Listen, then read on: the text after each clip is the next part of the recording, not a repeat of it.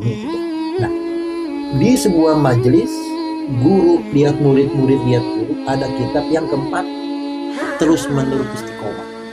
Jadi nggak bisa dua pertemuan ngilang. Lalu bilang saya murid fulan, nggak bisa.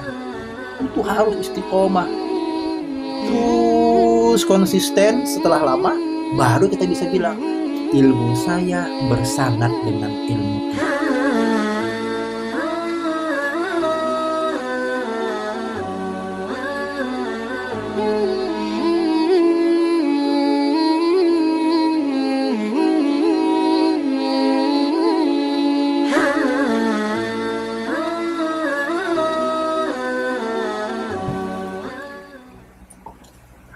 Assalamualaikum warahmatullahi wabarakatuh. Waalaikumsalam warahmatullahi wabarakatuh. Selamat berjumpa kembali pemirsa channel Indoposko dalam program yang kami miliki, yaitu sebuah program podcast ngaco, ngobrol ala Indoposko. Namun demikian dalam tematik kali ini kaitan dengan bulan suci Ramadan, ngaco menjadi ngabuburit ala Indoposko.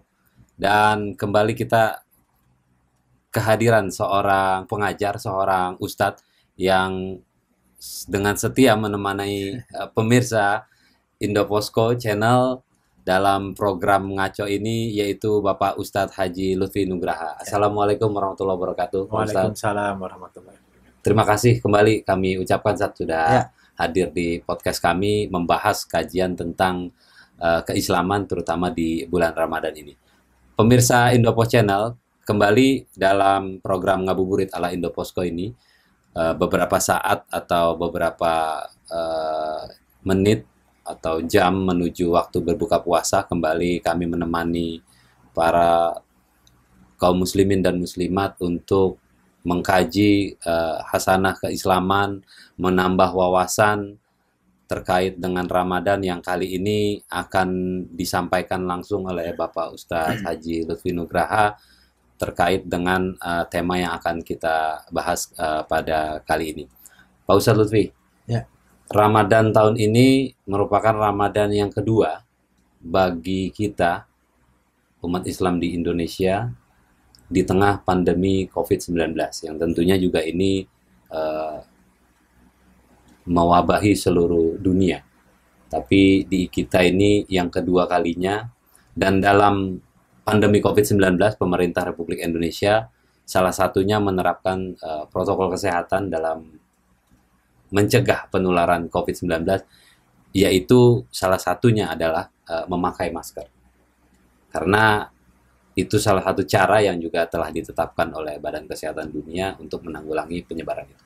Nah, Ramadan kali ini terkait dengan hal tersebut, ketika ada satu pandemi, ketika ada peristiwa, itu pasti ada cara untuk menanggulanginya. Dan demikian juga dengan Ramadan, yang di dalamnya ada kewajiban kita melaksanakan ibadah puasa, kemudian ibadah-ibadah sunnah lainnya. Nah, kalau begitu Ramadan ini pakai apa? Agar kita tuh menjalaninya enak, semut, beda dengan bulan lainnya, hingga nantinya kita mendapat pahala tentunya yang diidamkan oleh kaum muslimin dan muslimat. Silakan, Pak Ustadz. Bismillah, alhamdulillah, wassalatu wassalamu ala rasulillah. Alhamdulillah, betul bahwa ini Ramadan kedua di tengah pandemi. Masya Allah ya, belum juga mereda nih pandemi ini. Iya. Dan kita berharap mudah-mudahan program vaksinasi nasional Indonesia bisa menjadi salah satu dari sekian banyak solusi kita keluar dari pandemi. Amin. Memasuki Ramadan di tengah pandemi berarti kita Ramadan menggunakan masker, sekaligus Ramadan menggunakan iman. Ramadan menggunakan masker, Ramadan menggunakan iman. Ramadan menggunakan masker adalah Ramadan yang bermakna fisik. Memang fisik kita menggunakan masker, dan itu adalah salah satu cara untuk memutus mata rantai penyebaran COVID-19. Seluruh kita yang nanti akan melaksanakan sholat tarawih, yang nanti akan melaksanakan silaturahim, disarankan memang menggunakan masker. Tapi jangan hanya menggunakan masker ketika Ramadan. Ramadan di saat bersamaan kita menggunakan masker, kita juga mesti menggunakan iman kita. Karena Ramadan ini adalah menyasar orang-orang yang punya iman. Menyasar orang-orang yang punya iman. Menyasar orang yang punya iman. Spesifik berarti Ustaz? Spesifik. Sama seperti sholat sebenarnya. Spesifikasi sholat dengan Ramadan ini sama. Kalau tidak ada Ramadan, orang kaya tidak mungkin merasakan lapar. Karena dia tidak akan mengizinkan dirinya lapar. Ya. Dia tidak akan mengizinkan dirinya lapar. Kenapa? Uang dia punya. Segalanya dia punya. Buka kulkas luar biasa. Buka mobil luar biasa. Buka dompet rekening luar biasa. Tidak mungkin dalam akal pikiran kita ada orang kaya membiarkan dirinya kelaparan. Iya. Nah, di Ramadan orang kaya dipaksa lapar. Kondisi situasi ini tidak mungkin akan dilakukan oleh si orang kaya tadi kalau dia nggak punya iman. Tidak mungkin. Tidak ada sesuatu yang bisa menahannya dari makan karena uang dia tidak perlu minta. Dan uangnya ini pun uang halal. Bukan uang hasil menipu orang. Tidak ada alasan kuat orang kaya membiarkan dirinya lapar. Tidak ada alasan kuat kecuali alasan panggilan iman. Makanya dalam hadis sahih Bukhari Muslim, man soma Ramadana imanan wahtisaban. Siapa orang yang berpuasa Ramadan imanan karena iman, wahtisaban dan karena mengharapkan balasan dari Allah, ghufira lahu ma taqaddama min dhanbi. Dosa-dosa yang lalu itu Allah akan hapus semua. Maka jangan cuma Ramadan menggunakan masker, tapi kita menggunakan iman di dada kita. Dan jangan pernah melepaskan diri dari dua hal. Jangan pernah melepaskan diri dari iman, jangan pernah melepaskan diri dari amal soleh. Iman dan amal soleh. Iman dan amal soleh. Lepas dua-duanya, lepas salah satunya aja bahaya, apalagi lepas kedua-duanya. Kata Allah, wal asr, demi masa, seluruhnya kalian semua ini rugi. Merugi dalam arti tak berguna, masuk ke ruang hampa udara. Allah nggak pandang kita semua. Demi waktu, sesuatu yang nggak bisa dibeli, nggak bisa ditahan, nggak bisa dicepetin, nggak bisa dilambatin. Kita semua ini merugi. Illalladzina amanu wa amilus sholihat. Cuma ini yang bikin orang nggak rugi. Dahsyat itu. Kata Allah, kalian kuciptakan ini semuanya rugi. Hampa, nggak bernilai. Kecuali yang punya iman dan punya amal soleh. Iman adalah panggilan puasa, amal soleh banyak, salah satunya puasa. Maka ini jangan lepas. Ada orang, mohon maaf, punya iman tapi nggak punya amal. Begitu ditanya agamanya apa? Islam. Rukun iman apa? Rukun Islam apa? Sekolah di sekolah muslim. Tapi nggak sholat, nggak puasa, nggak beramal. Ini bahasa Betawinya, orang mati nekat. Orang mati nekat ini. Nggak ada bekal. Sebaliknya ada orang, mohon maaf, ini hanya elaborasi deskripsi saja. Ada sebagian orang, tangannya murah, bantu yatim, bantu masjid, setiap bulan perusahaan yang membantu sekitar wilayah, tapi tidak punya iman, tidak berguna kata Allah. Maka tahun ini kita puasa Ramadan, jangan lepaskan diri dari iman dan dari amal soleh, sebab ini ibarat kitanya, ini sinyal. Nanti di padang mahsyar orang yang sinyalnya sama, itu yang selamat. Ada orang nggak nyambung handphone, sinyalnya nggak nyambung, nggak nyambung, harus pakai kode area. Udah pakai kode area. Kayak dulu. Kalau nggak pakai kode area nggak nyambung. Kenapa? Bukan masalah di handphone, masalah sinyal. Nanti di hadapan Allah sinyalnya dua, yang beriman dan punya amal soleh. Makanya salah satu ciri khas di Ramadan adalah mereka yang berpuasa adalah mereka yang punya iman dan berpuasa bagian dari amal soleh. Nah, makanya jangan pernah melepaskan diri dari yang dua ini. Dalam implementasi kehidupan misalnya, Pak Ustadz. Jadi iman dan amal saleh Iya. itu ada prioritas atau harus beriring? Begitu. Dia semakin kuat iman seseorang, secara automatically iman itu akan mendorong dia melaksanakan amal soleh. Itu memang udah cirinya begitu. Dan iman dan amal soleh ini keyword nggak bisa dilepas, kunci kebahagiaan. Jadi kunci kebahagiaan ini sebenarnya bukan pada harta yang banyak. Berapa banyak orang yang kasurnya empuk tapi tidurnya nggak pules. Ada orang kasurnya tipis tapi tidurnya nikmat sampai tengorok-ngorok. Ada orang depositonya harta banyak tidur gelisah. Kenapa? Diintai KPK. Diintai KPK. Enggak, wah dia tidur 2 jam aja perlu obat tidur. Ada orang bukan miskin lah, sederhana. Mungkin cuma guru mengaji, tapi tidurnya nyenyak luar biasa. Nah, maka iman dan amal soleh ini adalah keyword menuju bahagia. Mana amila solihan min dzakarin aw untha. Siapa orang yang beramal soleh min dzakarin, mau laki-laki kayak dia, aw untha, perempuan kayak dia. Islam menepis sekat-sekat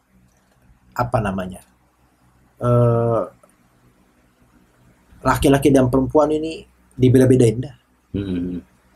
Dalam Islam ini min dzakari aw untha, mau laki, tidak ada diskriminasi. Tidak ada diskriminasi.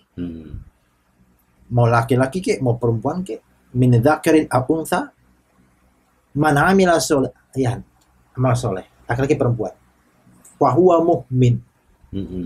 Dan dia beriman. Lagi-lagi itu ada amal, ada soleh. Wa huwa mu'min, dan dia beriman, fala yuhyinnahum hayatan thayyibah. Maka Allah akan berikan padanya hayatan thayyibah, hidup yang baik. Apa sih definisi hayatan thayyibah? Buka banyak penjelasan pada ulama.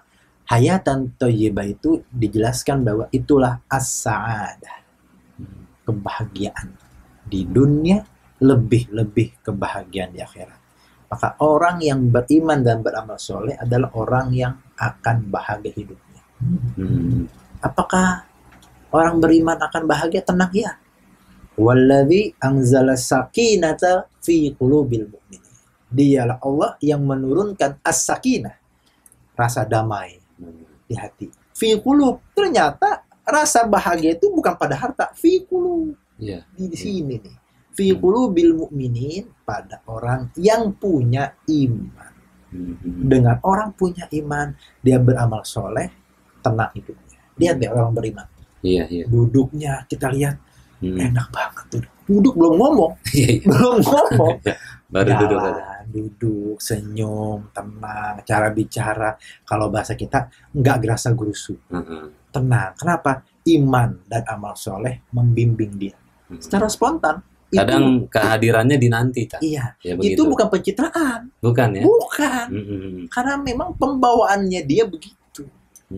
Ada kan orang yang dicitra-citrakan. Iya.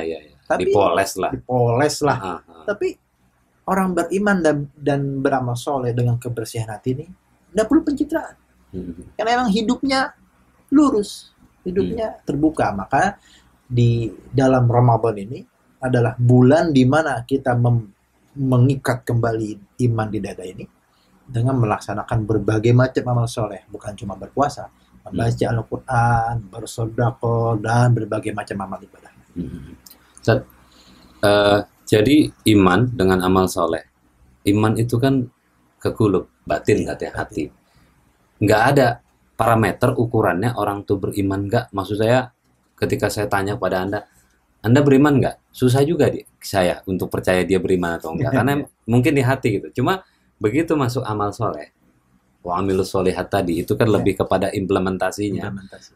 Praktek dari keimanan yang dia punya, itu selaras nggak dengan pengertian itu? Iya. Kalau memang iman ini ibarat cinta. Kau cinta padanya? Iya. Tapi nggak pernah diperhatiin, nggak pernah dijemput, nggak pernah ditelepon, tidak membangun komunikasi, gombal. Maka iman ini perwujudan cinta yang mesti dibuktikan. Itu anak Muda sekarang bilang di PHP ini tuh. Di update PHP. Iya, Makanya PHP plus PHP ngaco jadinya. iya, iya. Hubungannya ngaco. Kenapa? Lah saban malam Iya, cuma nyebut namanya. iya. Melamar enggak. Ngajakin akad nikah enggak. Kan PHP Disuruh itu datang sama namanya. orang tuanya nggak berani. Iya, Iya, kata nih kalau serius datang dah bawa keluarga. iya, iya. 2-3 orang aja, jangan bawa keluarga besar. Misal Iya. begitu. Iya. Kedatangan seorang laki-laki mengkhitbah, melamar perempuan, kedatangan itu kan amal, Iya, iya. amal, Mm-mm. amal ibadah, pembuktian rasa cintanya itu. Jadi bohong kalau orang ngomong dia mencintai Allah, tapi dia tidak melaksanakan puasa.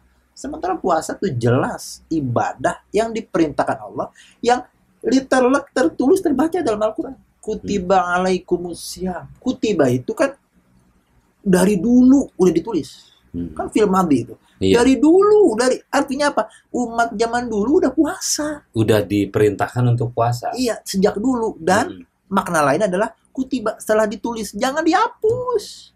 Mm. Jangan dihapus perintah ini. Nanti di masa depan, misal tahun 3000 sekian, jangan pernah mengatakan bahwa sudah dihapus perintah puasa dalam Islam. Jelas Iya. kutiba. Iya, iya. Kutiba. Tiba. Kutiba ini sudah zaman dulu juga orang berpuasa dengan syariat yang mereka masing-masing dan tertulis dalam Al-Quran. Jangan pernah dihapus kewajiban ini. Maka apa itu makna amal soleh? Amal soleh itu bermakna pembuktian cinta. Kalau iman itu cinta, maka buktikan iman itu cinta itu dengan melaksanakan amal soleh. Mm. Ada juga orang sebenarnya yang menjual-jual kalimat-kalimat gombal, Mm. tapi dia nggak beramal soleh. Ada juga. Mm. Itu bahasa kitanya ya gombal lah, PHP itu. Apa ya? PHP itu. Mm. Maka iman kan ini perkara luar biasa sebenarnya. Iya, Kalau iya. kalau kita ingin mengkaji lebih dalam nih, alladzina yu'minuna bil ghaib. Mm. Salah satu ciri orang beriman adalah mendirikan sholat, mengeluarkan zakat. Kalau ini kan amal soleh, Iya, iya, benar-benar. kelihatan. Praktek Tapi kelihatan zohir. tapi ada satu ciri-ciri amal qalb. Oh, hati. Amal hati adalah Mm. yu'minuna bil ghaib. Mm. Dia percaya pada yang nggak kelihatan. Ya, pada yang tidak kelihatan. Jin, malaikat, surga, neraka. Mm. Kalau bahasa anak sekarang, which is Allah sekalipun. Iya, Itu kan bahasa anak. iya, Gitu. iya.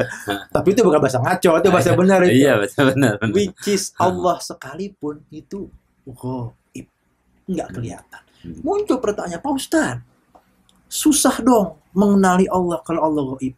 Kenapa di dunia Allah ghaib? Kata Allah, dalam bahasa kita yang lebih ringan, Allah itu di kehidupan dunia harus ghaib.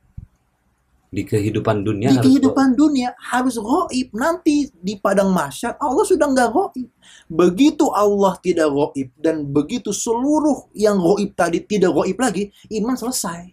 Mhm. Udah nggak berguna lagi. Hmm. Udah nggak berguna lagi di padang mahsyar itu beriman. Kenapa? Malaikat udah kelihatan. Iya. Jin udah kelihatan. Bahkan Allah menampakkan diri. Mhm. Allah menampakkan diri. Begitu di padang mahsyar, hari ini yang ghaib nanti muncul, iman itu udah nggak ada lagi harganya. Hmm. Maka di dunia ini Allah harus ghaib. Harus ghaib. Kenapa? Menguji orang-orang yang punya iman. Hmm. Menguji orang punya iman. Kalau Allah muncul di dunia, iman selesai. Iya. Selesai iman. Nggak ada gunanya lagi kita beriman. Kenapa? Alladzina yu'minuna bil ghaib.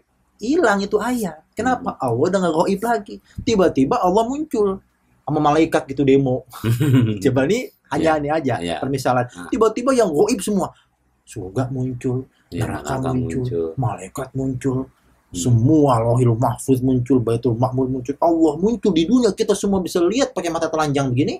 Seketika alladzina yu'minuna bil ghaib, kita menyelisihi ayat Al-Qur'an dong. Iya, iya, iya. Makanya iman itu, makanya Allah itu beserta seluruh yang ghaib harus ghaib di dunia, nggak boleh muncul. Makanya Pak Ustadz ya, alladzina yu'minuna bil ghaib, kita kan diminta untuk percaya kepada hal yang gaib. Makanya di rukun iman itu kan kita Iya. diwajibkan untuk percaya kepada Banyak. malaikat, hal-hal yang gaib dan lain-lain gitu Iya. ya. Makanya berbeda antara rukun iman sama rukun Islam. Iya. Kalau rukun iman itu kan memang iman. Mhm.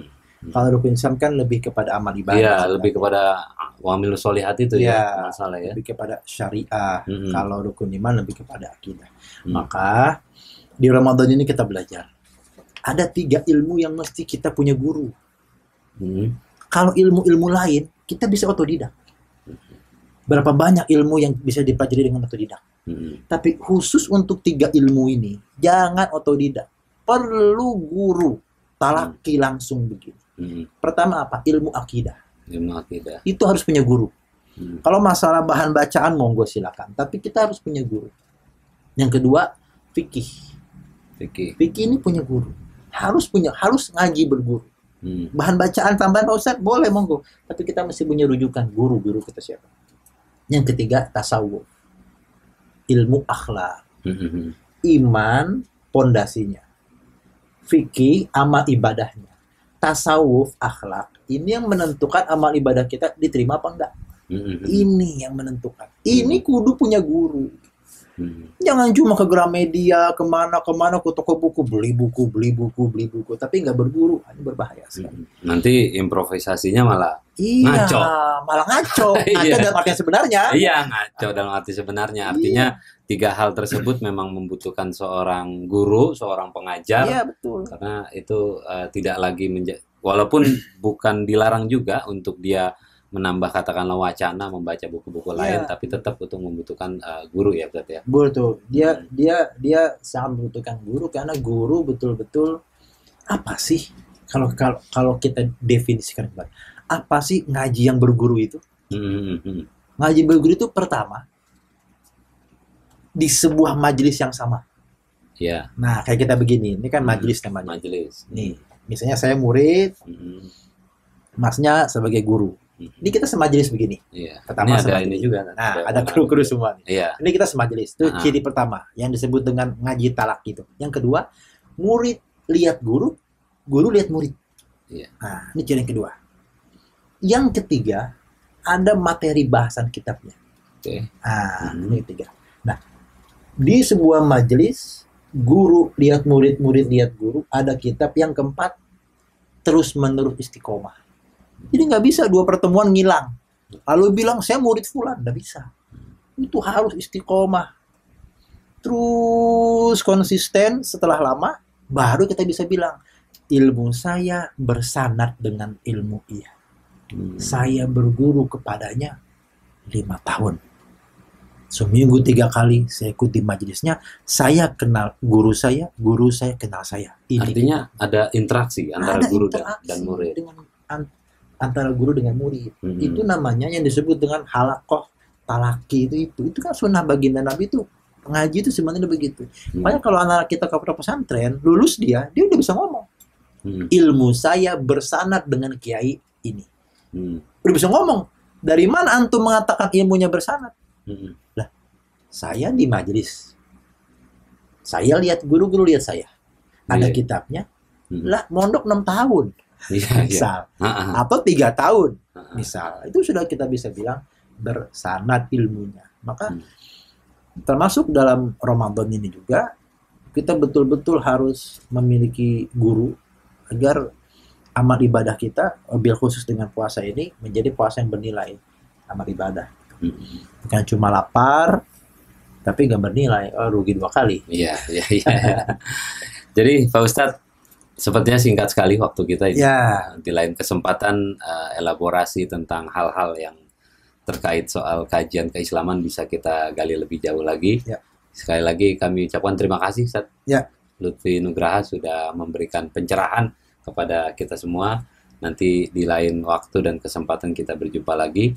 Pemirsa Indopos Channel dimanapun berada, demikianlah kali ini soal kajian tentang Ramadan yang kurang lebih tadi Ustadz Lutfi bilang bahwa di masa pandemi kita memang Ramadan memakai masker secara fisik. Namun demikian Ramadan juga bisa kita lakukan, bisa kita jalani tentunya dengan memakai iman dan amal soleh. Yang pada nantinya ketika pahala-pahala Ramadan itu kita dapat, ketika menjalankan kedua itu akan membahagiakan untuk kita bersama. Jadi kami ucapkan selamat menanti atau berbuka puasa jika pada saatnya nanti pada kaum muslimin dan muslimat yang menjalankannya. Mudah-mudahan puasa hari ini diterima oleh Allah Subhanahu wa taala, dan kita berdoa semoga ke depan dapat menjalani aktivitas Ramadan pada hari-hari berikutnya. Demikian, terima kasih. Assalamualaikum warahmatullahi wabarakatuh. Waalaikumsalam.